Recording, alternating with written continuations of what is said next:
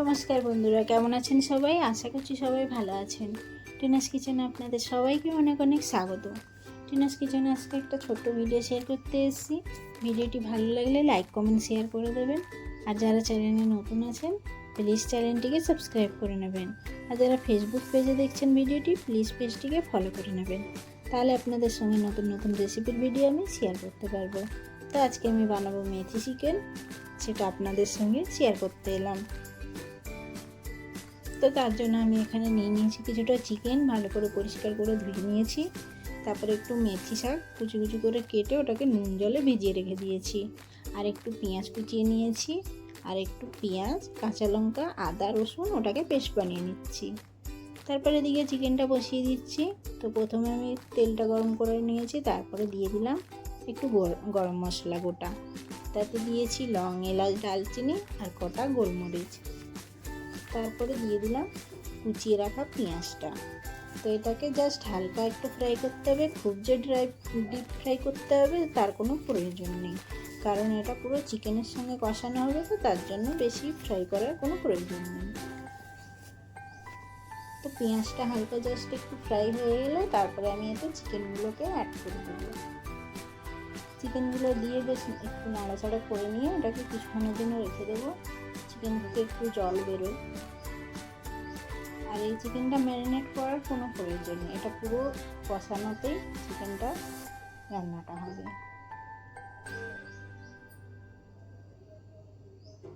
এখানে চিকেনটা দেওয়া হয়ে গেছে, এবার এখানে আমি মশলাগুলোকে অ্যাড করবো একে একে সব। তো প্রথমে তো দিয়ে দেবো আমি এতে মিক্সি করে রাখা আদা, রসুন, কাঁচা লঙ্কা, পেঁয়াজের পেস্টটা, ওটাকে দিয়ে একটু নাড়াচাড়া করে নেব।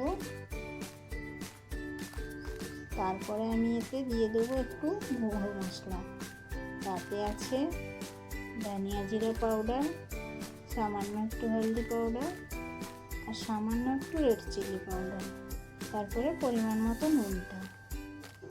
এতে হলদি লঙ্কা গুঁড়োটা খুব বেশি প্রয়োজন নেই, কারণ এই চিকেনটা খুব বেশি কালারের প্রয়োজন নেই। এগুলো দিয়ে বেশ ভালো করে নাড়াচাড়া করে এটাকে ঢাকা দিয়ে রাখবো। আর এই রান্নাটায় কোনো রকমের জলের প্রয়োজন হবে না, এটা পুরোটাই এইভাবে কষাতে হবে আর স্লো আঁচে রান্নাটা কমপ্লিট করতে হবে। চিকেন থেকে অটোমেটিকই জল বেরোয়, সেই জলেই পুরো চিকেনটা কষানো হয়ে যাবে, তারপরে আর কোনো জলের প্রয়োজন নেই। তো এখানে আমার চিকেনটা বেশ ভালো কিছুটা কষানো হয়ে এসছে, এবার এটাকে আমি সাইড করে রাখবো। তারপরে আমি এখানে মেথিটাকে ভেজে নেব, মানে মেথি শাকটাকে। তো তার জন্য আমি একটু বাটার নিয়ে নিচ্ছি, আপনারা চাইলে ঘিও ইউজ করতে পারেন যদি আপনাদের বাটার পছন্দ না হয়, আর নাহলে সাদা তেলেও এমনি ভেজে দিতে পারেন, তাতেও কোনো অসুবিধা নেই। তো আমার মনে হয় একটু ঘি বা বাটার দিলে একটু ভালো লাগবে খেতে।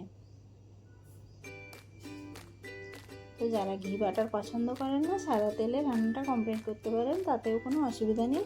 কিন্তু মেথি শাকটাকে নুন জলে অবশ্যই ভিজিয়ে রাখবেন, তাহলে ওর যে একটা তেতো ভাব থাকে সেই তেতো ভাবটা থাকবে না।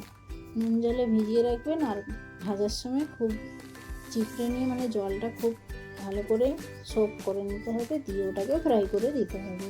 খুব ডিপ ফ্রাইও করতে হবে না, হালকা জাস্ট একটু ফ্রাই করে দিতে হবে চিকেনের সাথে।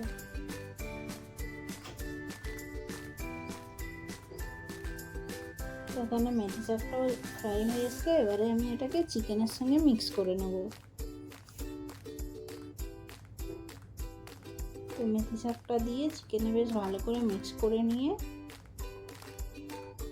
তারপরে চিকেনটা দিলে আমাদের কমপ্লিট হয়ে যাবে। আর নামানোর আগে একটু গরম মশলা দিয়ে দেবো।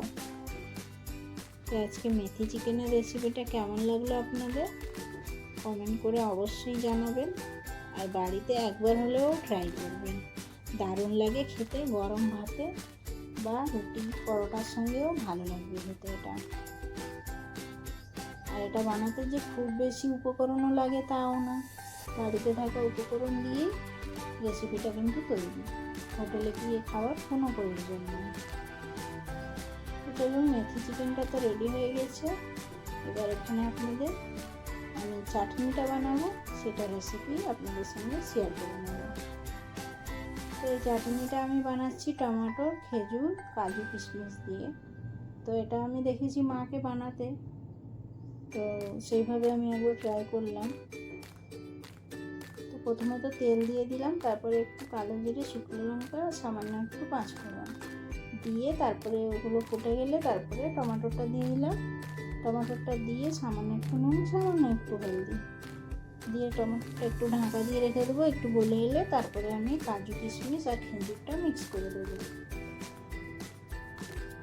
দিয়ে বেশ ভালো করে এটাকে নাড়াচাড়া করে একটু ঢাকা দিয়ে রেখে দেবো।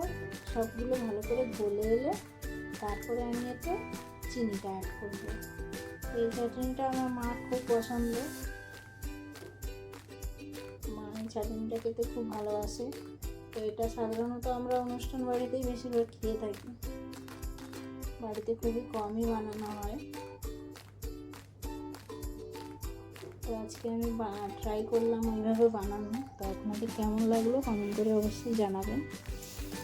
তো চিনিটা দিয়ে বেশ ভালো করে মিক্স করে নিলাম। তারপরে নামানোর আগে একটু গরম মশলা, মানে বাড়িতে বানানো যে গরম মশলা, যেটাই আমরা শুধু এলাচ আর দারচিনি দিয়ে বানাই যে গরম মশলাটা, ওইটা যেটা সুইটসে যায় সেইটা দিয়ে তারপরে একটু লেবুর রস দিয়ে নামিয়ে নিলাম। তো কেমন লাগলো আজকে দুটো রেসিপি আপনারা কমেন্ট করে অবশ্যই জানাবেন। আর আমার ভিডিওগুলো যদি আপনাদের ভালো লাগে একটু ভালোবাসা দিয়ে পাশে থাকবেন। আর সবাই ভালো থাকবেন, সুস্থ থাকবেন, সবার পাশে থাকবেন। আজকের মতো ভিডিওটা এখানেই শেষ করছি। দেখা হবে পরে আবার একদিন। টাটা।